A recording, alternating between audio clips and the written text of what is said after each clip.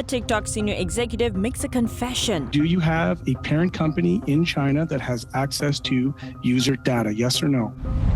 2 high-stakes trips to China by 2 important Americans, Apple CEO and California's governor. A look at the messages they brought with them. New U.S. sanctions on secret Hamas financiers. Who's on the list? As Washington backs Israel's war against the terrorist group. And Chinese leader Xi Jinping breaks his silence on the war in Israel, saying he wants it to end as soon as possible.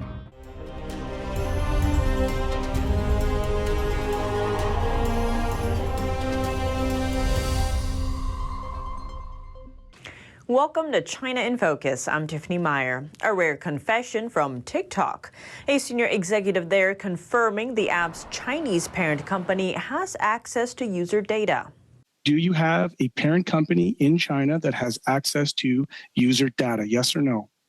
Yes, there are instances where... and is that Chinese company, your parent company, is it also regulated under Chinese state national law that should the Chinese government want to access their information, third party to you, that they could do that, sir? Yes or no? Well, I'm not an expert in Chinese law, but what I can Lieber didn't say whether Beijing has access to the data. Under Chinese law, companies have to hand over user data if officials ask for it. Chinese-owned TikTok is one of the most popular social media platforms in the U.S., now with 150 million American users. 2/3 of American teenagers use the platform. But controversy over who has access to TikTok's user data has been brewing. In May, a Forbes investigation said the app has been storing some of its most popular paid content creators' financial details in China. That includes social security numbers and tax IDs. A former employee is also voicing similar concerns. In a lawsuit, he accused TikTok's parent company of hosting a Chinese Communist Party cell in its Beijing office, and that the cell has supreme access to all the company data, even data stored in the U.S. TikTok has denied storing user data in China. Its CEO testified in the House in March. He stated at the time, American data has always been stored in Virginia and Singapore in the past, and access of this is on an as-required basis by our engineers globally. Over 28 U.S. states have banned TikTok on state-owned devices. The European Union also ordered staff to remove the app from their corporate devices. Utah filed a lawsuit against TikTok over child social media addiction concerns. New sanctions on what's been called a secret Hamas investment portfolio. U.S. authorities took action on Wednesday, targeting the terrorist group's vast financial network in its war with Israel. Who's really funding its attacks? Let's dive in. The Treasury Department on Wednesday announced new sanctions targeting Iran's ballistic missile and drone system. They cover 20 entities that support Iran's Islamic Revolutionary Guard Corps and the country's defense ministry in producing and spreading missiles and drones. Those sanctioned include 11 individuals, 8 entities, and 1 cargo vessel. Among the group are Iran-based equipment firms and their directors, Hong Kong-based tech companies, Chinese nationals, Iran's defense minister, and Iran's defense attaché in Venezuela. Those entities will be blocked from accessing any property or financial assets they might have in the U.S.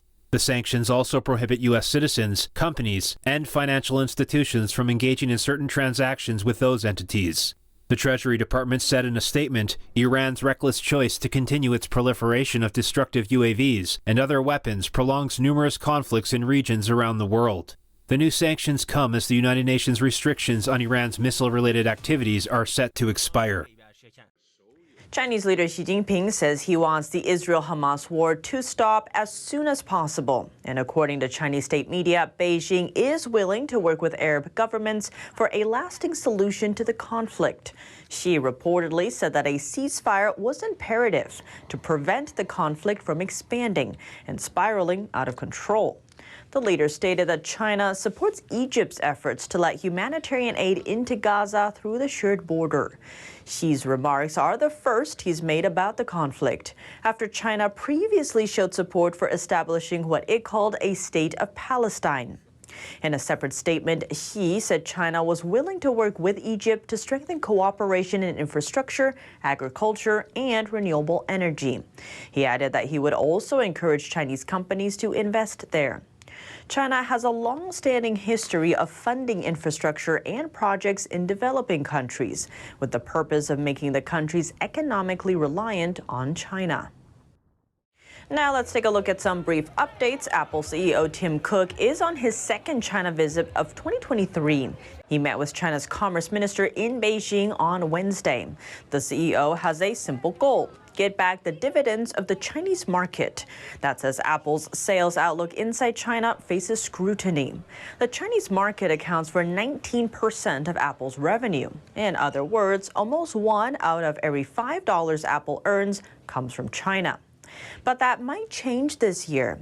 Launched less than a month ago, the latest model of Apple's flagship product, iPhone 15, is facing rising challenges in China. And they come on top of a potential ban. Reports from inside China say authorities have banned iPhone use for government officials at work. The rule is also said to extend to state-owned companies. Beijing denies the ban exists. Apple shares price dropped 5% after the reports of it broke out. Besides the tech CEO, Beijing is gearing up to host another American visitor. California Governor Gavin Newsom is preparing to travel there next week. His message to Beijing is simple. Quote, "The planet's future depends on climate action in California and China." The week-long trip includes stops in Beijing, Shanghai, 2 Chinese provinces, and Hong Kong. But comes amid fraught U.S.-China relations. Newsom has said his focus is on climate and he wouldn't interfere with President Biden's China policy. California has a long history of partnering with China, built up by late Senator Dianne Feinstein. Moving on to Japan, Tokyo is pressing Beijing to free a detained Japanese executive. He's an employee for Japanese drug maker Astellas Pharma. We are strongly demanding his early release.